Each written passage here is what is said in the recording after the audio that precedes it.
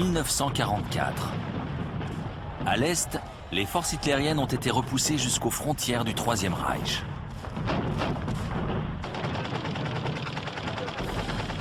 Mais l'Allemagne n'est pas au bout de ses peines. Depuis des mois, les Alliés planifient un gigantesque assaut dont le but est d'ouvrir un deuxième front en France. Des troupes s'exercent déjà.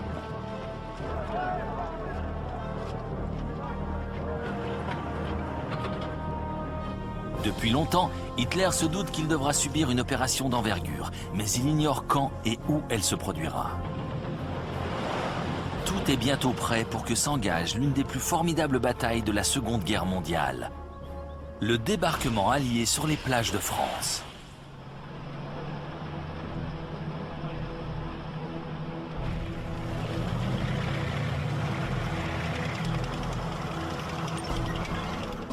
Le Premier ministre britannique Winston Churchill est persuadé que cette invasion est la seule tactique capable de faire chuter le Troisième Reich.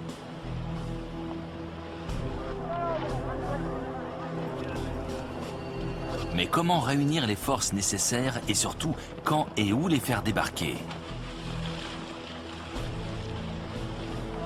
Pendant des mois, les forces alliées vont se préparer au cours d'opérations plus ou moins réussies.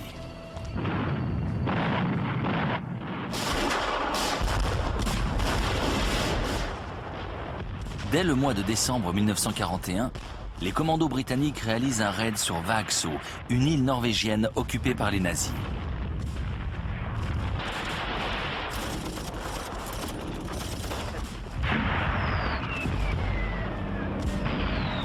Cette opération éprouve la solidité des défenses allemandes et oblige Hitler à maintenir des troupes en Norvège. Une usine d'huile et la totalité des fortifications côtières sont détruites avant le repli des commandos.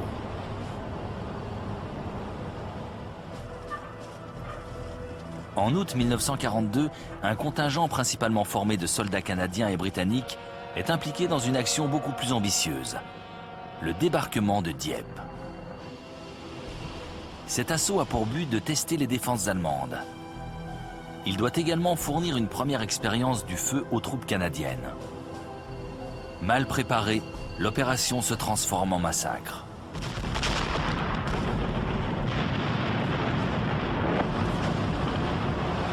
Très rapidement, les péniches de débarquement sont prises sous les tirs ennemis.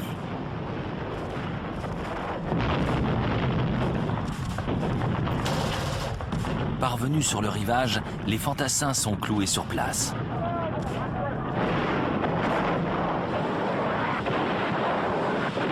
Derrière eux, les blindés sont empêtrés dans les défenses anti-chars.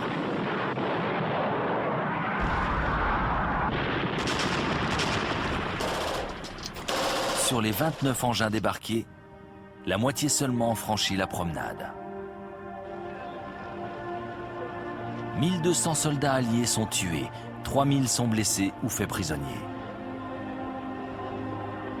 Le repli est un véritable carnage. L'opération était une folie. C'est à une forteresse que ces hommes se sont attaqués. Il va falloir attendre un bon moment avant d'envisager un nouveau débarquement en France.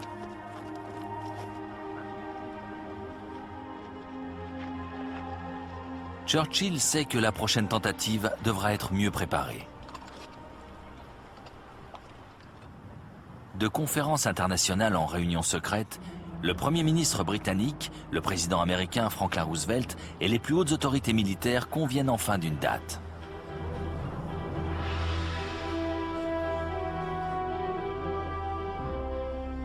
Le jour J, nom de code Overlord, devra avoir lieu durant l'été 1944.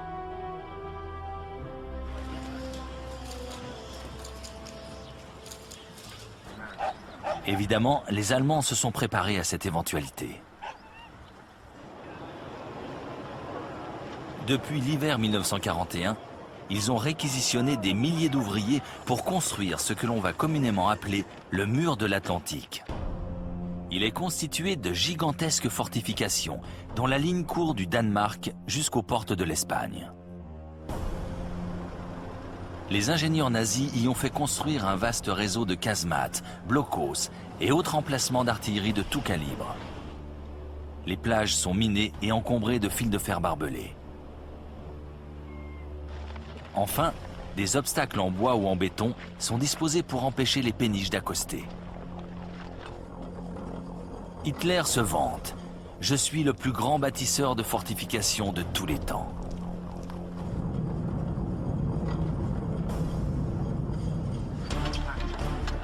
Juste après l'attaque sur Dieppe, les travaux du mur de l'Atlantique ont redoublé d'intensité. Le Führer a également augmenté les effectifs en garnison dans cette zone. Le commandant des forces ouest, le Feldmaréchal Gerd von Rundstedt, disposera de 15 divisions supplémentaires.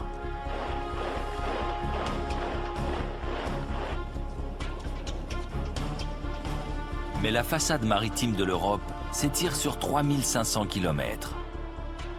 Il n'aura jamais assez d'hommes pour la couvrir entièrement.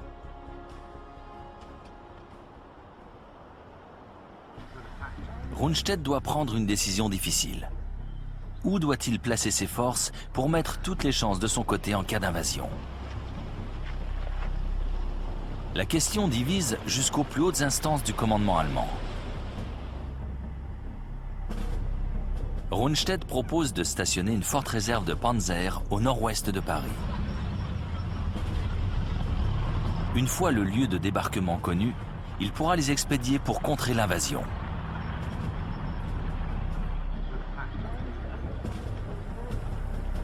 Mais le célèbre Feldmaréchal Erwin Rommel, dont les avis sont particulièrement respectés, n'est pas d'accord. Ce dernier est en charge de la défense côtière s'étendant de la Hollande à la Loire. Et ce qui le préoccupe le plus, c'est la puissance aérienne des Alliés. Il en a déjà fait l'expérience lors des combats en Afrique du Nord, et ses souvenirs ne sont pas particulièrement réjouissants. Il redoute que toute tentative de contre-attaque ne soit écrasée avant même qu'elle n'atteigne le front.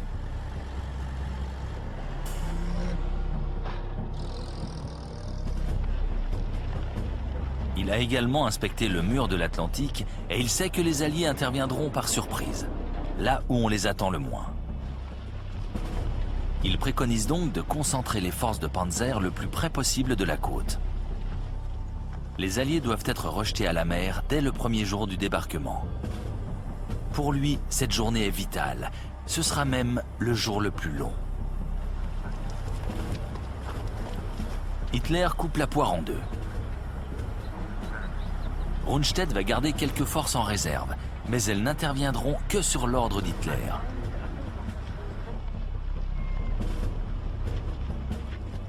Le reste des troupes est dispersé le long de la façade atlantique, selon le souhait du renard du désert. Ce compromis va s'avérer être la pire des solutions. Il n'y aura jamais assez de réserves, ni assez de blindés près des côtes.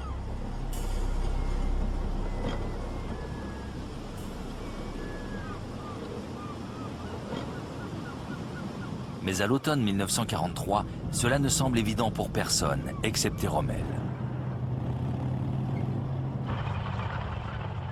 De leur côté, les Alliés ont beaucoup de problèmes pour trouver l'endroit exact du débarquement.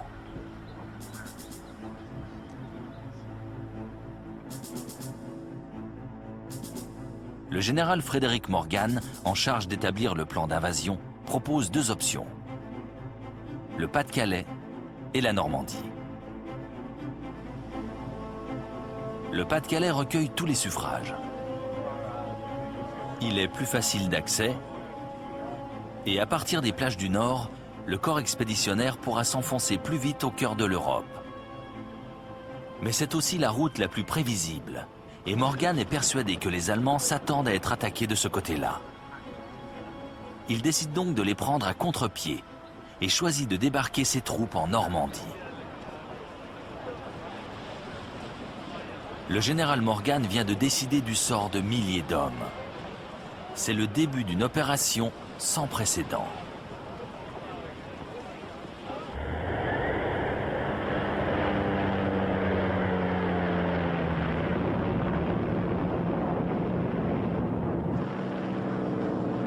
À l'automne 1943, les avions de reconnaissance alliés quadrillent les régions côtières du nord de la France.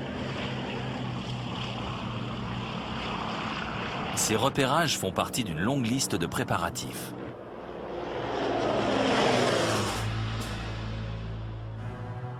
Les résistants français dressent les plans des zones fortifiées. Des commandos collectent des échantillons de sable afin de tester la structure des sols sur lesquels les véhicules devront se déplacer.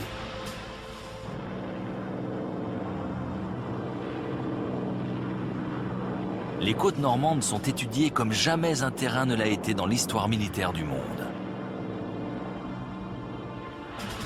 Les observateurs arrivent vite à la conclusion que le débarquement ne pourra réussir que si de grandes quantités de matériel peuvent être déchargées. Mais le désastre de Dieppe a montré combien il était dangereux de tenter un assaut direct sur un port occupé par l'ennemi.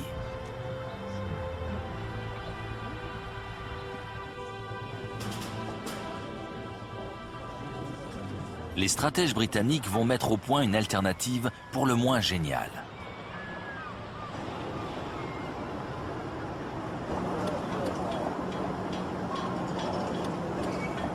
Des caissons géants seront assemblés au Royaume-Uni avant d'être remorqués au large des côtes françaises. Sur place, ils seront coulés en eau profonde pour former des ports artificiels. Le nom de code de ce débarcadère est Mulberry, qui signifie mûr, du nom du fruit.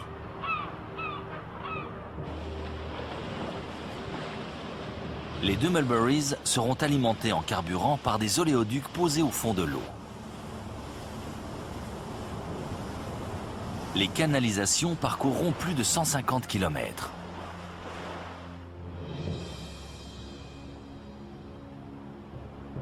La station de pompage, située sur l'île de Wight, est camouflée en fabrique de crème glacée. Le raid raté sur Dieppe a également révélé un second problème. Comment appuyer les premières vagues qui monteront à l'assaut des fortifications allemandes?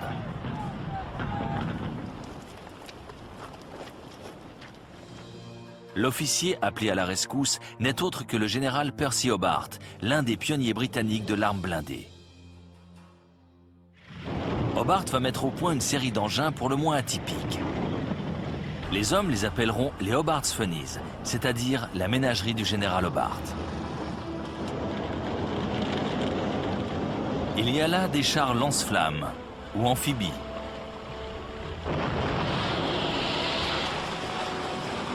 Des chars anti-mines munis de fléaux. Et le char bobine pour progresser sans risque sur les sables mouvants.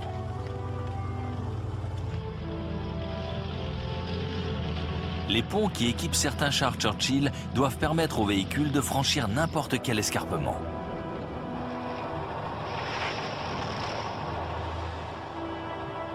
Certains blindés sont munis d'énormes fagots qu'ils disposent dans les fossés. D'autres sont conçus pour traverser des obstacles encore plus larges.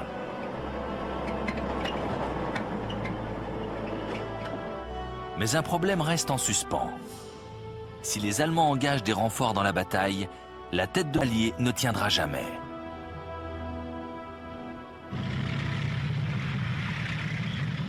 Ils n'ont qu'une solution. Jusqu'au dernier moment, les nazis doivent ignorer le lieu exact du débarquement. Les Alliés vont donc brouiller les cartes lors d'une vaste opération de désinformation sous le nom de code Fortitude, courage en anglais. La plupart des espions allemands en Grande-Bretagne ont été retournés et travaillent en fait pour les Alliés. Ils vont expédier à Berlin de fausses informations confirmant que l'invasion aura lieu dans le Pas-de-Calais. Ils font également croire qu'une attaque de diversion sera déclenchée simultanément sur les côtes normandes. Pour rendre crédible cette thèse, le commandement allié crée une unité fantôme, le premier groupe armé américain, le FUSAG. Il est cantonné dans le Kent, juste en face des côtes du nord de la France.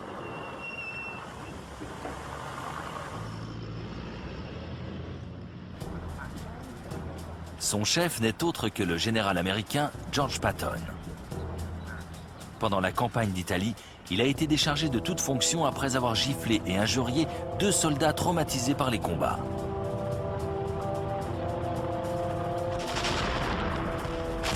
Les Allemands considèrent qu'il est de loin le meilleur général allié.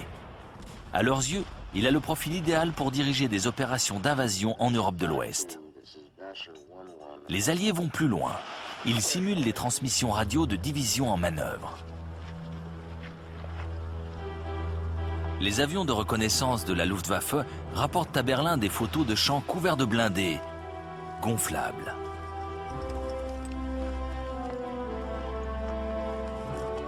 Par souci du détail, les traces des chenilles ont été soigneusement reconstituées.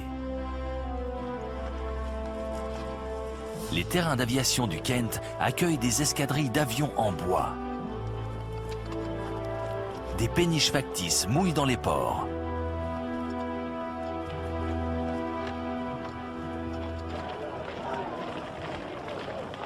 Certains soldats portent de faux écussons spécialement créés pour l'occasion.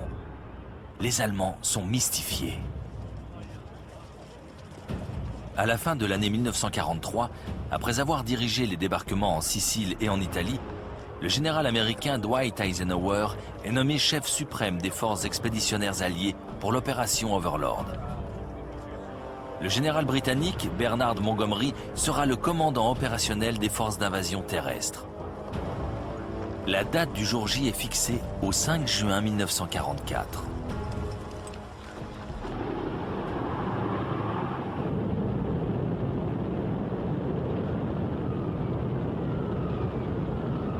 Deux mois avant le débarquement, Eisenhower lance une offensive aérienne pour bloquer les communications ennemies sur les côtes de France.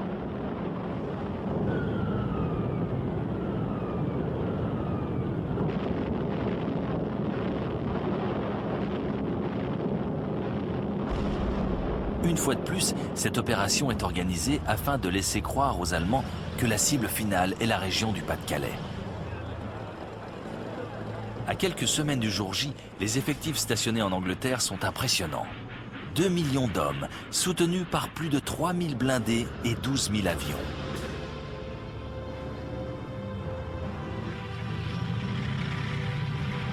Les Allemands savent pertinemment que l'offensive est imminente. Mais l'opération Fortitude les a trompés.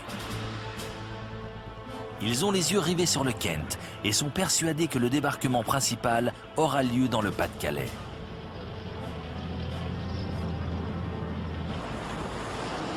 Tout semble jouer en faveur des Alliés.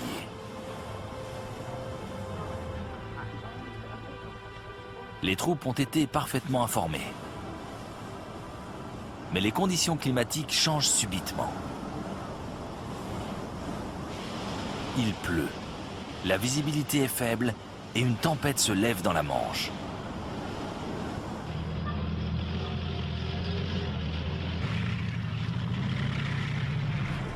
Malgré les intempéries, le 4 juin 1944, les troupes d'assaut embarquent. Une armada de 5000 vaisseaux met le cap sur les côtes de France.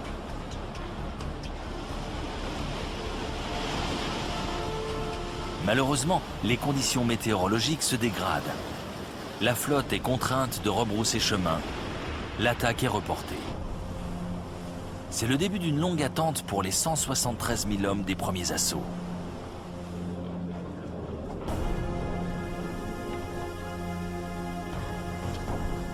À l'aube du jour suivant, l'état-major se réunit. Les commandants des forces navales sont prêts à appareiller dans l'heure. Mais les chefs des forces aériennes ont des doutes.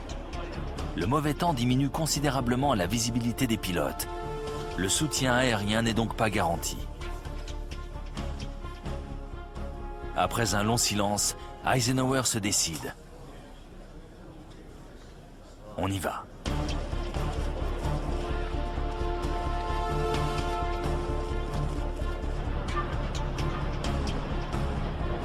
Overlord, la plus grande tentative de débarquement jamais mise sur pied, est lancée. Le jour J peut commencer.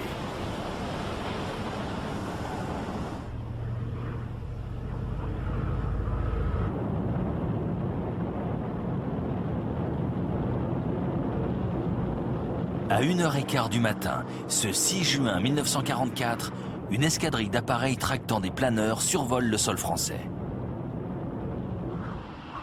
À leur bord, des commandos parachutistes dont la mission est vitale pour la réussite de l'invasion, s'emparer de tous les ponts sur le canal de Caen et sur l'Orne. Lorsque les planeurs se décrochent de leur remorqueur, l'opération est lancée. Aucun homme ne peut faire marche arrière. 75 km plus à l'ouest, les para-américains sautent au-dessus de Sainte-Mère-Église.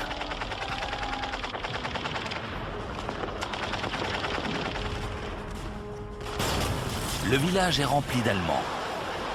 Les combats sont féroces.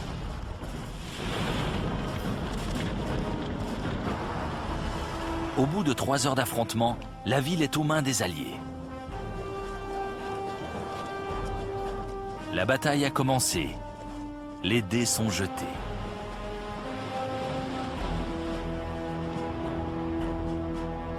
Au même moment, sur le front de mer, les sentinelles allemandes en poste dans leurs casemates sont éberluées.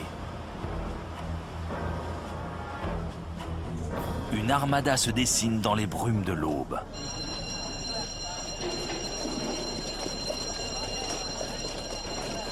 La flotte alliée semble surgir de nulle part. Les brouilleurs de radar ont fait merveille. Jusqu'au bout, les nazis ont cru que les navires se dirigeaient vers le Pas-de-Calais. Pendant des semaines, le Führer restera persuadé que l'attaque sur la Normandie n'est qu'une diversion. Pourtant, le 6 juin, c'est bien vers les plages normandes que les péniches de débarquement se dirigent. C'est bien ce tronçon du mur de l'Atlantique que l'aviation alliée écrase sous les bombes.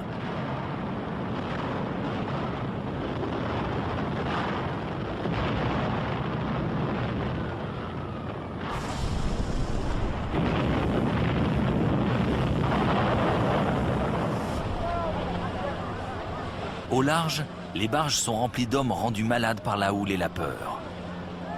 Dans quelques minutes, les premières vagues de fantassins vont fouler le sable de France. Heureux ceux qui y arriveront, car tous les canons allemands n'ont pas été réduits au silence.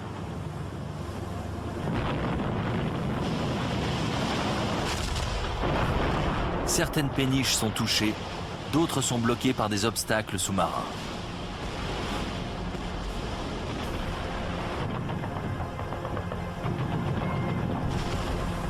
À 6h30, les premières vagues s'élancent enfin.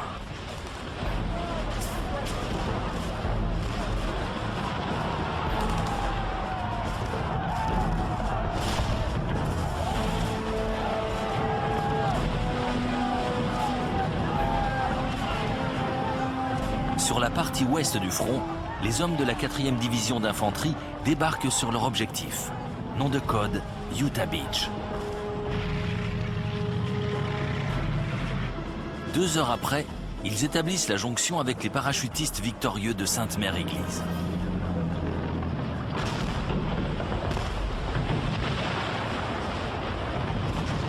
À quelques kilomètres de là, sur Omaha Beach, c'est l'enfer. Les fortifications sont épouvantablement hautes. Rester ou sortir de la plage semble impossible. Depuis qu'ils ont jailli des barges, les soldats de la 1re division d'infanterie sont fauchés par les mitrailleuses allemandes.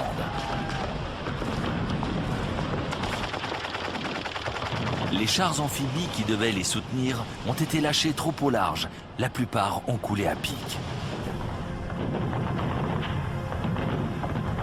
Les troupes sont piégées.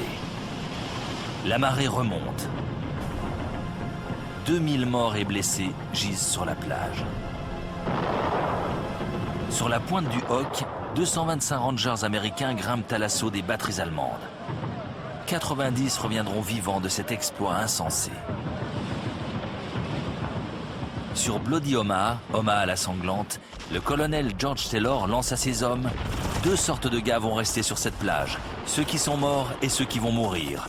Foutons vite le camp de cet enfer. »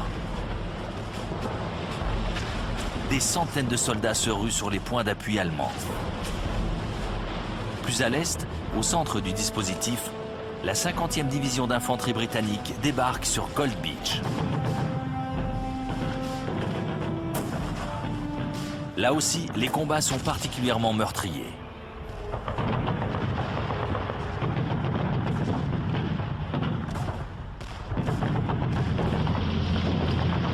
Mais la ménagerie du général Hobart peut entrer en action.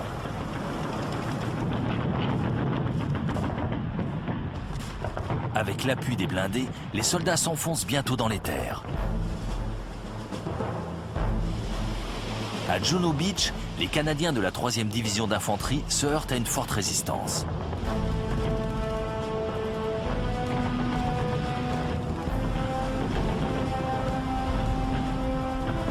Ici aussi, ils devront leur réussite au soutien des chars amphibies ou lance-flammes du général Hobart.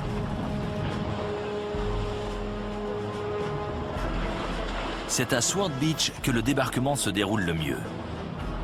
La 3e division d'infanterie britannique n'y rencontre qu'une faible opposition.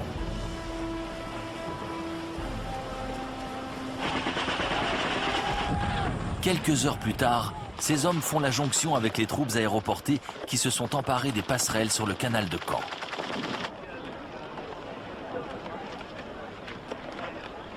En début d'après-midi, plusieurs têtes de pont sont solidement établies.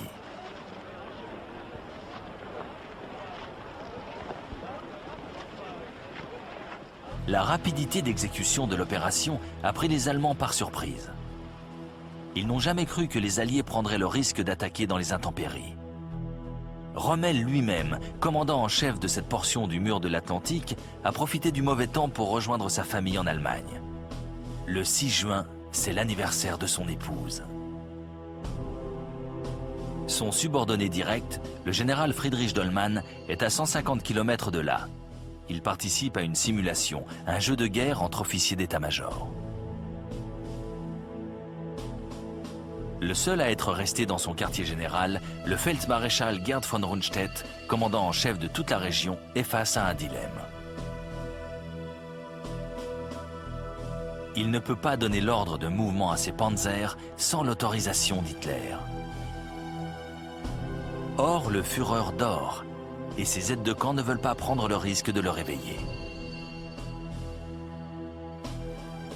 Il est midi lorsqu'on lui communique la nouvelle de l'invasion, mais il ne la prend pas au sérieux.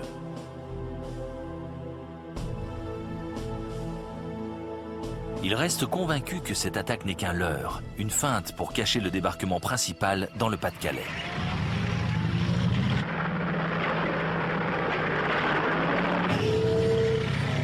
Finalement, en fin d'après-midi, il donne l'ordre à ses réserves de se mettre en marche.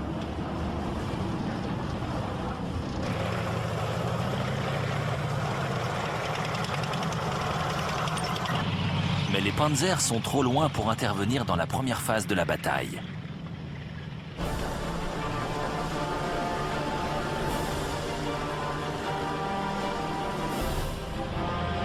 Malgré la résistance acharnée des Allemands, les têtes de pont sur Utah, Gold, Juno et Sword Beach sont parfaitement en place.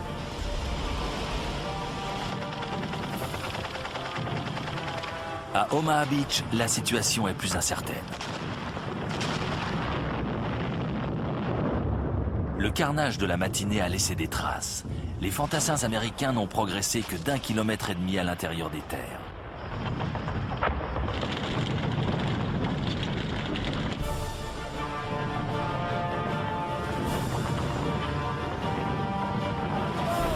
Mais lorsque la nuit tombe, ce 6 juin 1944, 156 000 hommes ont débarqué en Normandie.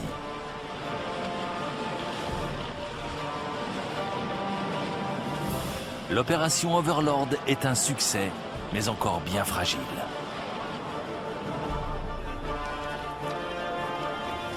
Ce premier jour a permis d'établir un vaste point d'appui à partir duquel les renforts vont pouvoir s'élancer. Une autre phase de la guerre débute. Les Alliés vont maintenant devoir pénétrer à l'intérieur du bocage normand pour s'emparer des grandes agglomérations. La bataille de Normandie peut commencer.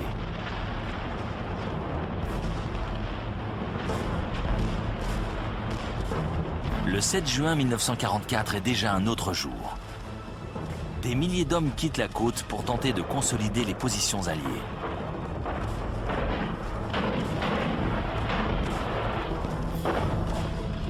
Le bocage normand va se révéler être le pire des champs de bataille. Chaque haie, chaque fossé est propice aux embuscades.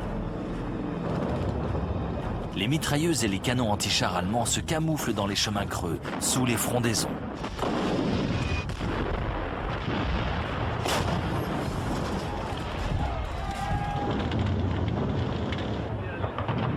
Les Alliés perdent beaucoup d'hommes.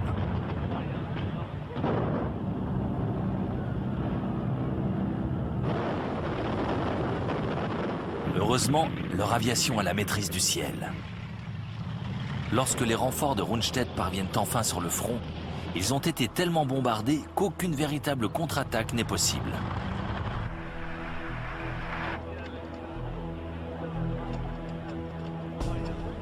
Les colonnes de panzer ont elles aussi été harcelées par la résistance française.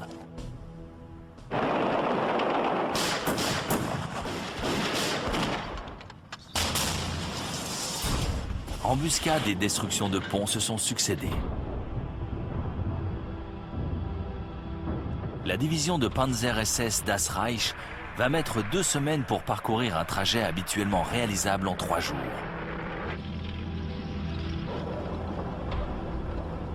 Les soldats nazis se vengent alors sur les populations civiles.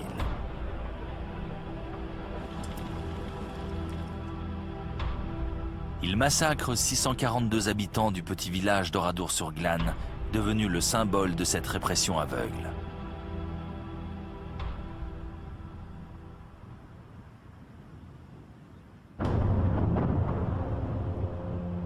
En Normandie, après 4 jours de combat, toutes les têtes de pont font la jonction.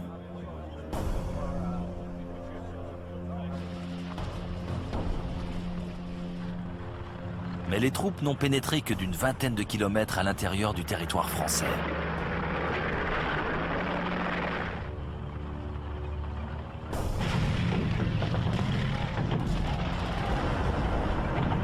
Six jours après le débarquement, le général Montgomery lance un assaut sur Caen.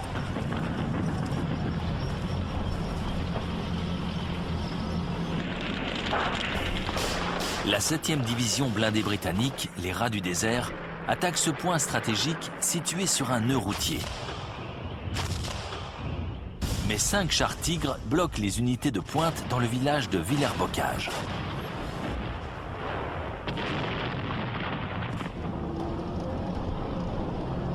En fait, les blindés alliés ne sont pas à la hauteur. Le char Sherman est surclassé. La portée de son canon est trop faible. Ses obus ne font qu'égratigner le blindage de leurs adversaires. Pire encore, ces réservoirs de carburant ont tendance à s'embraser dès qu'ils sont touchés par un projectile. Les Allemands le surnomment le réchaud à Tommy, celui qui fait cuire les soldats anglais, les Tommies.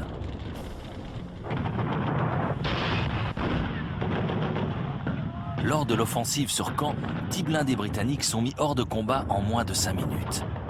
L'attaque est suspendue.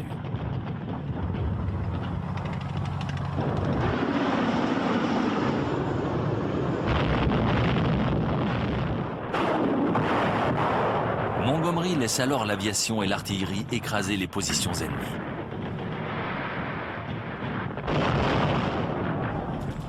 Mais c'est loin d'être suffisant et les Rats du désert battent en retraite. Caen reste allemande.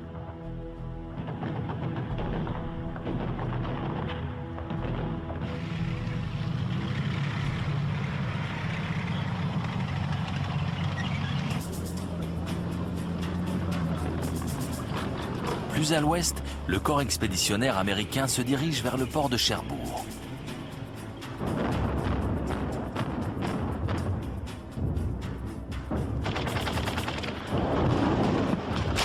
Il faut près de 10 jours d'affrontement pour approcher des faubourgs de la ville.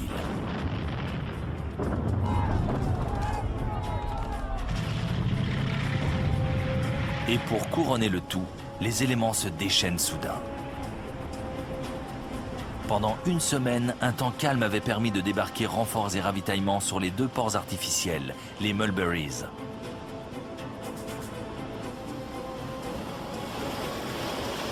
Mais une tempête se lève sur la Manche.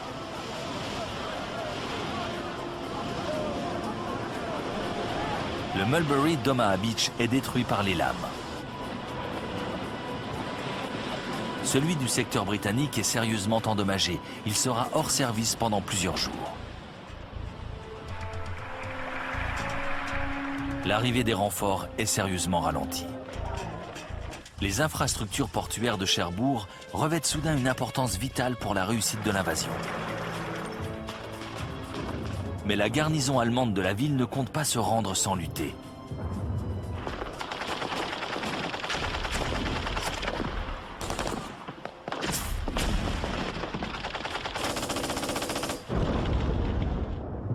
On se bat pour chaque maison, chaque rue, chaque carrefour. La sécurisation du périmètre va prendre plus d'une semaine.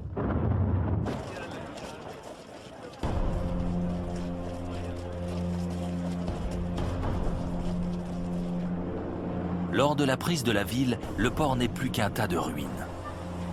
Les Allemands l'ont détruit avant de capituler. Il faudra 1 mois de travaux avant qu'ils n'accueillent les premiers cargos. Montgomery décide donc de lancer un 2e assaut sur Caen.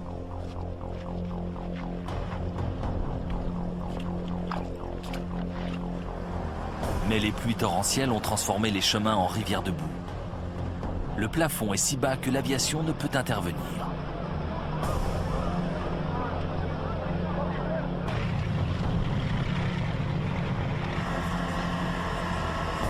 Pire encore, l'ennemi a reçu des renforts.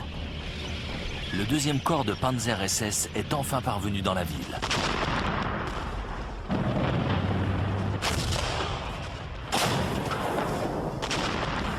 Après 4 jours de combat, l'offensive est à nouveau stoppée.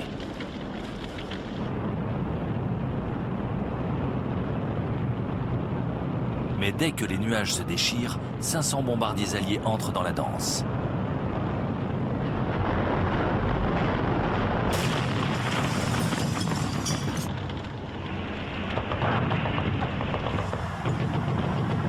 Caen est dévasté.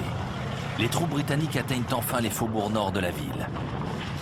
Mais la victoire est loin d'être acquise. Car les Allemands se cachent dans les ruines.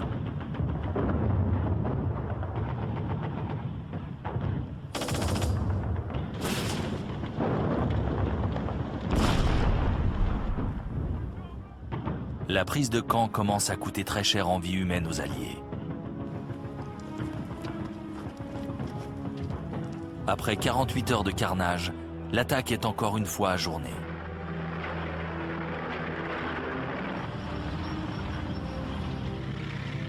Trois semaines plus tard, Montgomery tente sa chance une 4e fois.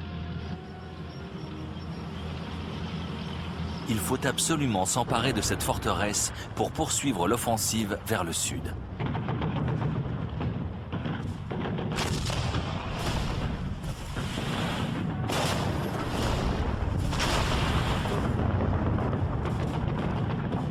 Après 2 jours de combats acharnés, Caen est enfin libéré.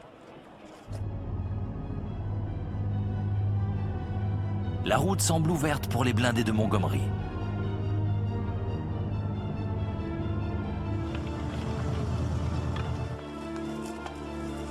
Mais les Allemands sont en embuscade.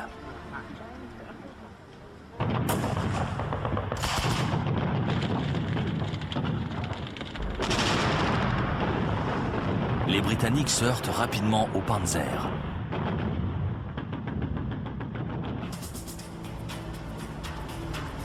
Plus à l'ouest, les troupes américaines semblent progresser plus facilement.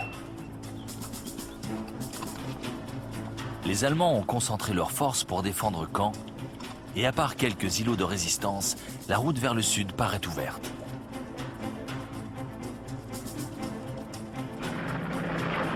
Le rouleau compresseur américain se met en marche.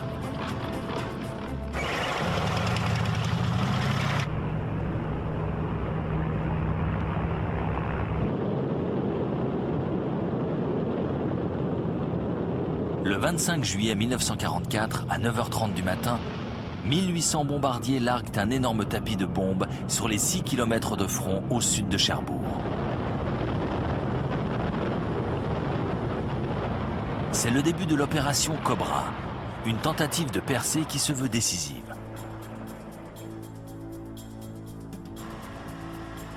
Les Allemands sont assommés par la brutalité de l'assaut. Mais les Américains le sont encore plus. Pour préparer l'offensive terrestre, le bombardement devait labourer les lignes allemandes.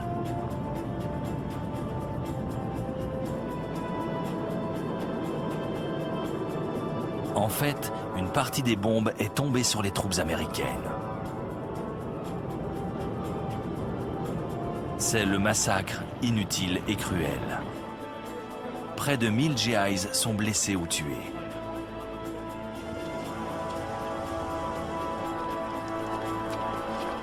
Et lorsque les survivants montent à l'assaut, ils découvrent avec stupeur que les Allemands sont toujours là, plus dangereux que jamais. Le bombardement a été un échec.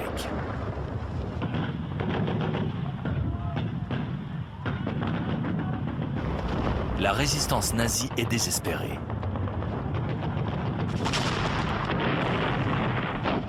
Les combats sont si meurtriers que l'état-major américain semble devoir stopper l'offensive.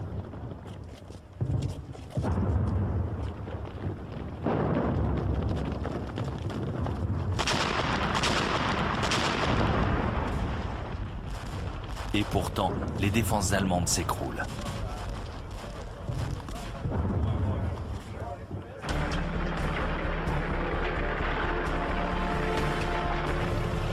Le lendemain, les blindés américains réalisent une percée.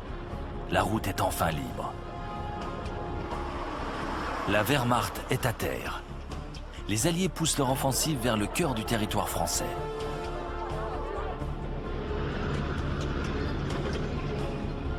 Les villes stratégiques tombent les unes après les autres. Coutances, puis Avranches.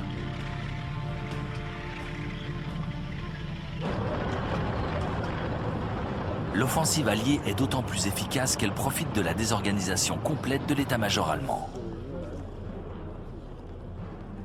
Début juillet, 3 semaines après le débarquement, Hitler a démis le Feldmaréchal Gerd von Rundstedt de ses fonctions.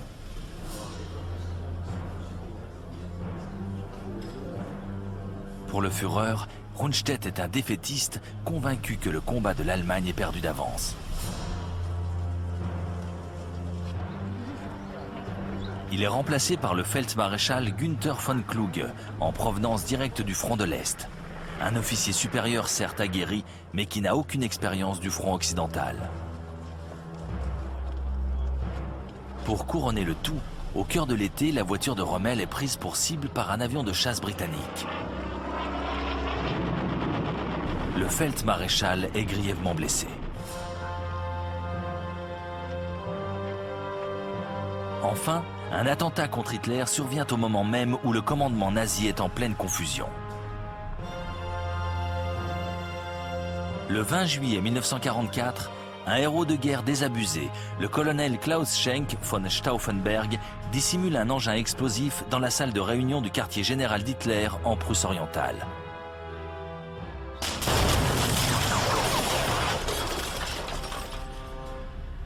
Quatre officiers sont tués. Hitler ne doit la vie sauve qu'au poids et à la solidité de sa table de conférence en chêne.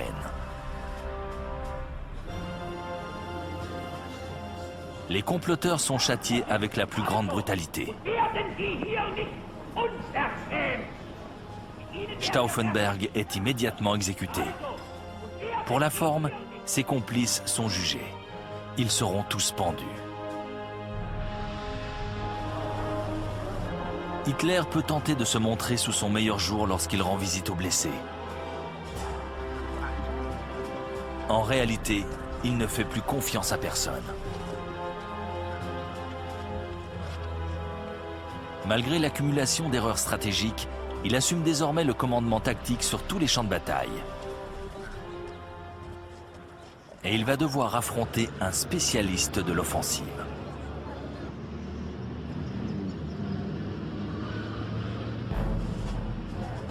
le général George Patton est de retour aux affaires et cette fois, il commande une force qui n'est pas fictive.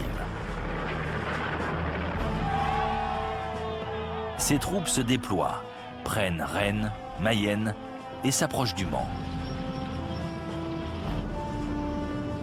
Elle serre de près les forces nazies qui reculent partout.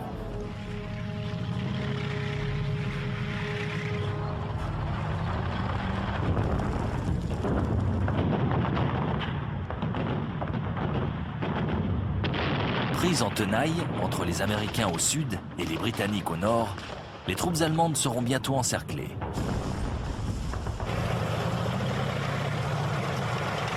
Fidèle à sa tactique, Hitler refuse la retraite. Mais plus lucide que lui sur la situation, ses soldats préfèrent tenter de se replier.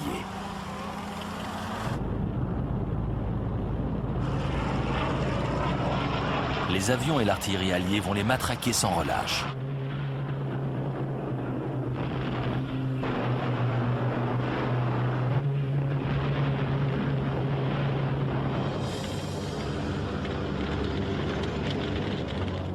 Chez les fuyards, les pertes sont énormes.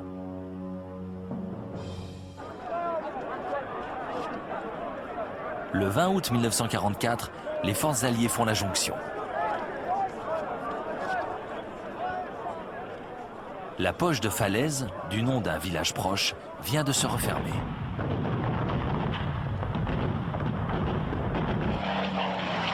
Un grand nombre d'Allemands y restent piégés.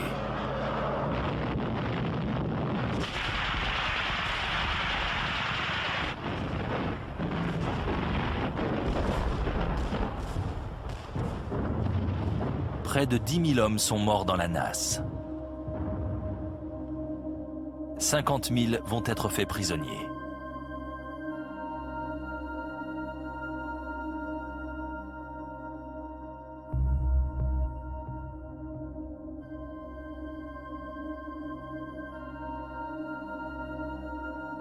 C'est la fin de la bataille de Normandie.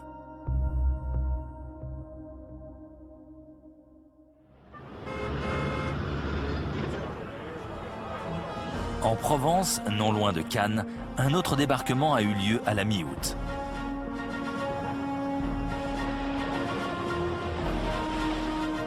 Les forces alliées, dont la première armée du général Delattre de Tassigny, doivent remonter vers le nord.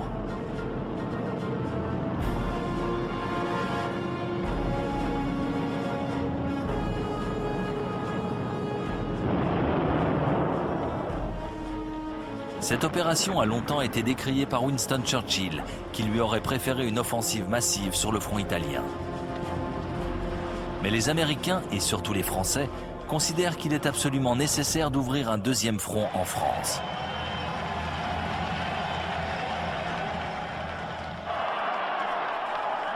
C'est une population en liesse qui accueille les libérateurs.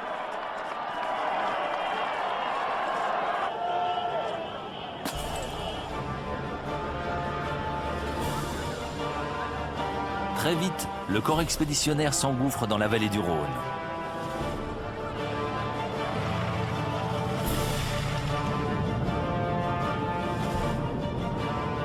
Lyon sera libéré le 3 septembre 1944.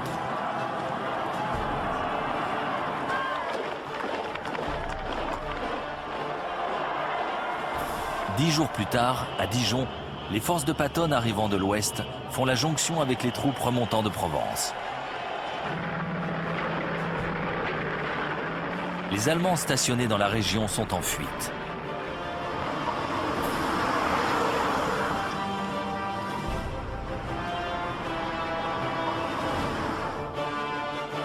Début septembre, après 3 semaines d'une offensive éclair, les Alliés, appuyés par la résistance française, ont chassé leurs ennemis du Grand Ouest.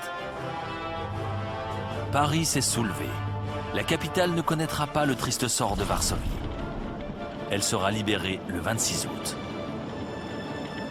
Désormais, rien ne semble pouvoir empêcher les forces alliées de se ruer sur les frontières du Troisième Reich.